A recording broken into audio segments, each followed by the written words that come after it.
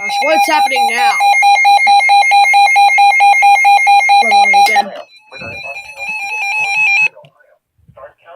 That's us.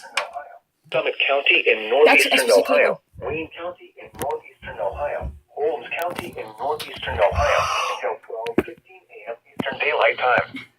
At 6:21 p.m. Eastern Daylight Time, Doppler radar indicated heavy rain that will cause flooding. 1 to 2 inches of rain have already fallen. Additional rainfall amounts will range from a half inch to over an inch in the warned area.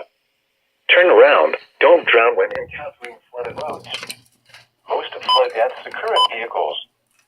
Be especially cautious at night when it is harder to recognize the dangers of flooding.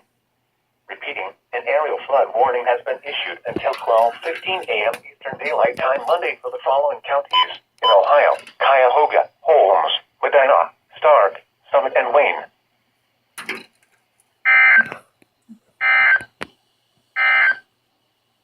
The forecast.